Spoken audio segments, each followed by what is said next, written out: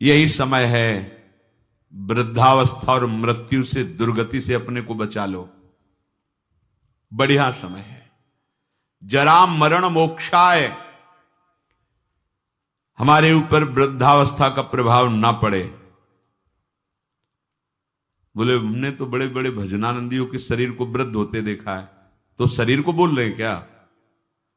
वो अपने पे बोल रहे हैं।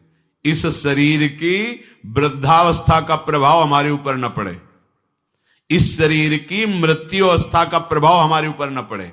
हम सीधे देहाभिमानी तो हमारे से तात्पर्य शरीर में हो जाता है। हम स्वरूप की बात कर रहे हैं, शास्त्र स्वरूप की तरफ इंगित कर रहे हैं। जो मनुष्य मेरा आश्रय लेकर के मेरी प्राप्ति के लिए बताए गए सिद्धांतों के अनुसार प्रयत्न करता है, उसके उस प्रयत्न को देख करके हम उसको ब्रह्म स्थिति प्रदान कर देते हैं।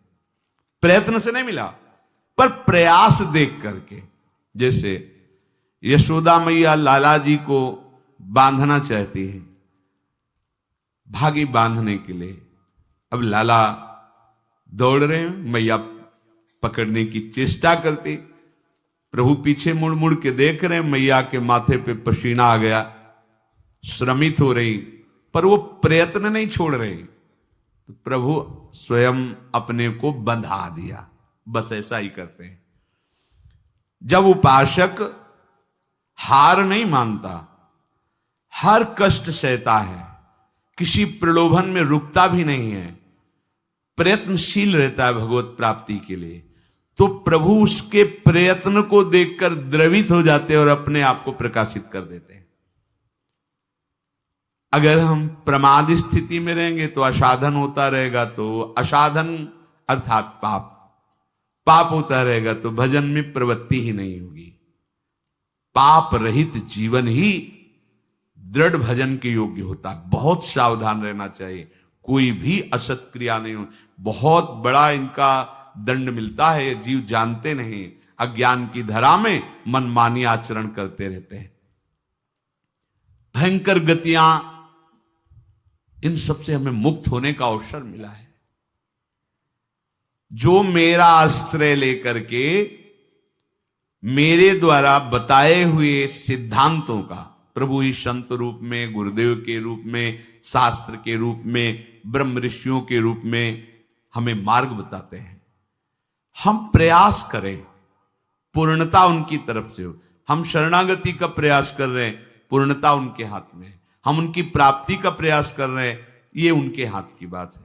कब कैसे हमें मिलेंगे, कौन सी स्थिति देंगे, ये उनके ऊपर की बात। हमें उसका चिंतन नहीं करना, हमें ये चिंतन करना है कि आराध्य देव के सिवा और कुछ चिंतन ना होने पावे। उस ब्रह्म को, संपूर्ण अध्यात्म को और संपूर्ण कर्म को वो जान जाते हैं। जरा मरण मोक्षाय मामाश्रित यतन्तिते, ये वृद्धावस्था और ये मरण अवस्था, जीते जी मुक्ति प्राप्त करने के लिए मानव देह मिला है। अगर आप प्रयासरत रहे, जीवन में अनुभव आपको नहीं हुआ और कभी भगवद आश्रय छोड़कर आप इधर उधर भटके नहीं, तो आपका शरीर पूरा होते होते भगवान अनुभव करा देंगे। पीछे ऐसा वर्णन किया है स्वयं प्रभु ने कि उस समय मैं स्वयं आकर स्मृति रूप से उसके हृदय में जागृत हो जाता हूं, क्योंकि जीवन भर लड़खड़ाते हुए ही सही पर हमारी तरफ चलने का इसने प्रयास किया है। पर हमने महापुरुषों के मुख से सुना है कि जो उपासक बाल्यावस्था से ही भगवान के मार्ग में लगे हैं, उनको इस बात पर नहीं संतोष कर लेना चाहिए कि मरने के बाद भगवान मिलेंगे। नहीं, जीते जी अनुभव करना है।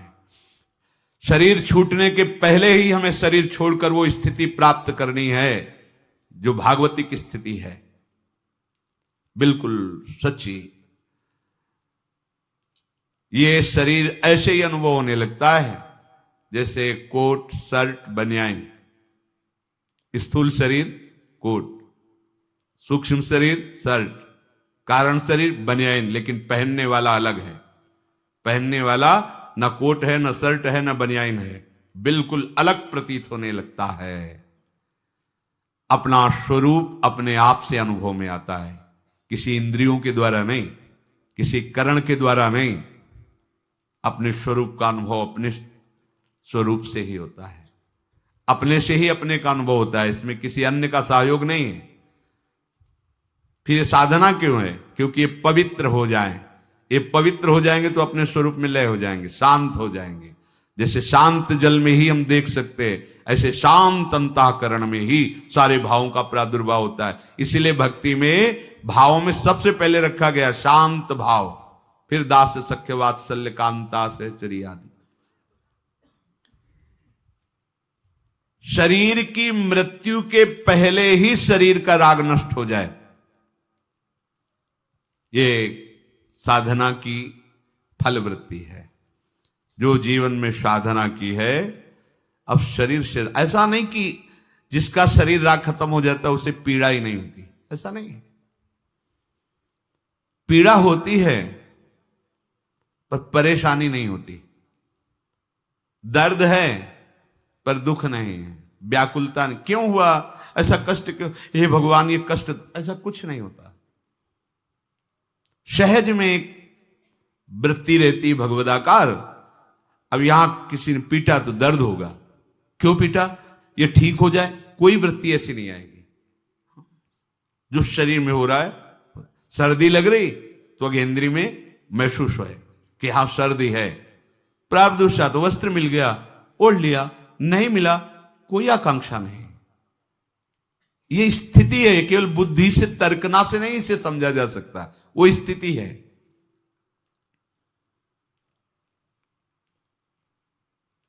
तात्पर्य यह हुआ कि इस मनुष्य शरीर से वृद्धावस्था आने के पहले और मृत्यु अवस्था आने के पहले भगवत प्राप्ति कर लो। बात समझो, ये जो लोग भूले हुए हैं ना कि ये यौवन अवस्था भोगों के लिए है, बड़े बूढ़े शिक्षा देते हैं, अरे तुम तो अभी तुम्हारी तो खेलने खाने की उम्र, भजन की उम्र है तुम्हारी, तो उनसे पूछो जो उपदेश दे रहे हैं खेल, तुम्हारी उम्र कौन सी है? तुम करते हो भजन, तुम भगवत चिंतन में रखते हो, पर वो वहां उत्तर देने की सामर्थ्य नहीं, इसलिए वो बोल नहीं पाते। नहीं, बड़े बुजुर्ग जैसे समझाते हैं तुम्हारी भजन करने की उम्र थोड़ी है, तो हे पूज्यवर आपकी उम्र कौन सी है और अब आप क्या कर रहे हैं? भजन कोई खेल खिलौना नहीं है। जब तक आपने पूर्वाभ्यास नहीं किया तो आपका भजन जीवन में आगे नहीं होने वाला। ये भूल जाओ कि लड़का बच्चा परिवार और इनके सब ब्याह बर और सब होने के बाद बुढ़ापे में आराम से जाकर वृंदावन में फ्लैट लेंगे और खूब भजन करेंगे। भूल जाओ, फ्लैट ले सकते हो, आओगे लेकिन यहां प्रपंच ही करोगे, भजन नहीं कर पाओगे। सत्संग में बैठोगे सो जाओगे, शब्द समझ में नहीं आएगा क्योंकि अभ्यास ही नहीं किया है। चार बूढ़े बैठ करके अपनी बहू और लड़का बच्चा की बातें करोगे, प्रिया प्रीतम की बातें कभी नहीं कर पाओगे। देख लेना, जीवन में देख लेना, यदि जीवन में तुमने भजन का अभ्यास नहीं किया तो वृद्धावस्था में भजन नहीं होगा। वृद्धावस्था आने के पहले, मृत्यु अवस्था आने के पहले, चलो वृद्धावस्था का तो समय हमें पता है कि शरीर की वृद्धावस्था लगभग इतने वर्ष बाद आ जाएगी, लेकिन मृत्यु अवस्था तो एक सेकंड के बाद भी आ सकती है। इसलिए हमारा ये जो वर्तमान समय चल रहा है ये भगवदाकार वृत्ति से युक्त होना चाहिए। वृद्धावस्था के आने के पहले भगवत प्राप्ति कर ले, ये बात तो समझ में आ जाती है कि 60, 70, 75, 80 इसी को वृद्धावस्था कहते हैं। आजकल तो 60, 70 में राधे श्याम हो जाता है। अब तो जवाने नहीं समझ में आते कि जवान कौन है भाई, कैसे समझ में आएंगे जवान? 15-16 की अवस्था है। आप अभी सुने थे प्रश्न उत्तर में, एक ने कहा हमें बहुत निगेटिव विचार आते हैं। तो भैया ये तो पाप का लक्षण है। आप पाप कर्मों से अपनी वृत्ति को हटाइए, नहीं तो नकारात्मक सोच आपको नष्ट कर देगी। क्या करते हो तुम? उनका 5 बार हस्तमैथुन नियम से रोज करता हूं। अब आप विचार करो, इस विषय पर ना तो कहीं चर्चा होती है और ना कहीं कहा जाता है। छोटे छोटे बच्चे ऐसी निकृष्ट आदत को प्राप्त हो गए, अब ये जवान होंगे, अब इनमें भगवदानंद की आकांक्षा जागृत होगी, ये कहीं सतमार्ग जान पाएंगे? कदापि नहीं। जीवन ही नष्ट कर दिया। शास्त्रीय सिद्धांत है, गुरुकुलों में इसीलिए बच्चों को रखा जाता था, चाहे राजा के हो चाहे प्रजा के हो। ब्रह्म ऋषियों के शासन में 20-25 वर्ष तक ब्रह्मचारी रहे। वृत्ति निवृत्ति मार्ग पर तो वैरागी बन गए, प्रवृत्ति मार्ग पर तो गृहस्थ में गए। कुछ समय तक गृहस्थ में रहने के बाद स्वतः पूर्वाभ्यास ब्रह्मचर्य का उनका जागृत हो जाता और वो चौथी अवस्था तक भगवत साक्षात्कार कर ही लेते, क्योंकि नींव बड़ी मजबूत थी। अब छोटे छोटे बच्चे स्मार्ट मोबाइल, आचरण, गंदे दृश्य देख देख करके गंदे कर लेना, कैसे उनके अंदर ये बात आएगी कि वृद्धावस्था पहले भगवत प्राप्ति कर लें? जरूरत ही नहीं भगवत प्राप्ति की, उनको आकांक्षा ही नहीं, जानते ही नहीं भगवत प्राप्ति क्या है, क्यों करना चाहिए। वो बस वो चाहते हैं, जो दृश्य देखते हैं वही करना चाहते हैं, जो सुनते हैं, जो बोलते हैं वही चिंतन होता। जीवन एकदम नरक बन जाता है। भगवत प्राप्ति की आकांक्षा उसके हृदय में होती है। ध्यान से सुनना।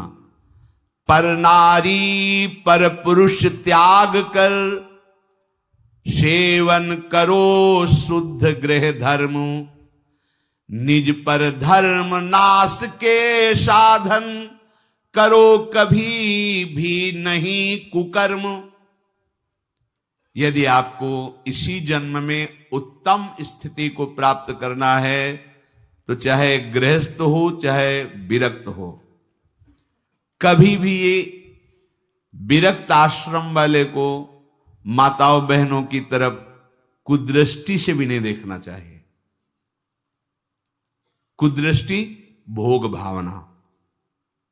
जननी सम जानहि पर नारी, धन पराय विषते विष भारी, जिन्हि राम तुम प्राण प्यारे, तिनके मन शुभ सदन तुम्हारे। मातृवत पवित्र भाव। अपने को तो श्री जी की सखिया है, जैसे ललिता, विशाखा, चंपक, चित्रा, तुंग, विद्या, रंग देवी, इंद्रलेखा और सखी सुदेवी, सकल यूथ हित सेवी। ऐसे ही चराचर की जितनी शरीर में भावना हम पवित्र कर पाएंगे उतने दोष हमारा नष्ट हो जाएगा। ये जितनी स्त्री शरीरधारी, ये सब मेरी प्यारी जी की लाडली सहचरिया है। इनके चरणों में प्रणाम। बस जो चाहे आपन कल्याणा, सुजस सुमत सुगत शुभ नाना, सो परनार लीलार गोसाई, तजौ चौथ के चंद की नाई। विरक्त उपासक को माताओं बहनों से आंख मिलाकर कभी बात नहीं करनी चाहिए। उनके मुख की तरफ, उनके चरणों की तरफ देखो, चाहे बच्ची हो, चाहे यौवन अवस्था, चाहे वृद्धावस्था की हो। विरक्त साधक को कभी एकांत में माताओं बहनों से संभाषण नहीं करना चाहिए। बीच में एक किसी को डाल और दूसरा साधक हो खड़ा हो जाए, नहीं बाहर निकलो। बाहर अगर बात ही करनी है तो मैदान में करो खड़े होकर के। और क्या बात करनी है? हम भगवत प्राप्ति के मार्ग में चले, हमें क्या बात करनी है? बहुत सावधान रहना चाहिए। गृहस्थ धर्म के उपासक को यदि ब्याह हो गया है तो अपनी पत्नी से वो भी धर्मानुकूल, पशुवत व्यवहार नहीं। और पर स्त्री की तरफ तो दृष्टि ही ना करे भोग वृत्ति की। अगर की तो सारे सुकृत नष्ट हो जाएंगे, चाहे वो स्त्री शरीर चाहे वो पुरुष शरीर हो। इसलिए पर नारी पर पुरुष त्याग कर। पर ये सत्संग जिनके कानों में नहीं पहुंचता है, शास्त्र स्वाध्याय नहीं करते हैं, वो इसे मनोरंजन समझने लगे, इसे धर्म नहीं समझते, वो इसे मनोरंजन समझ। क्या इसमें बिगड़ जाता है? जो शास्त्र हैं उनका स्वाध्याय कभी करते नहीं। अब उनको जो समय मिलता है तो नौटंकी नाटक सिनेमा देखते हैं, जिनमें यही सब की पुष्टता होती है, इसी की बाहुल्यता होती है, वही दृश्य देखते हैं। ना तो कभी भगवत प्रेमी महात्माओं की चरण रज में बैठ करके सत्संग सुना, ना शास्त्र स्वाध्याय किया, तो मनमानी आचरण बढ़ते रहते। कैसे भगवत प्राप्ति की बात आएगी कि जरा मरण मोक्षाय? अगर गृहस्थ धर्म में है तो शुद्ध कर्म करे, जो उसके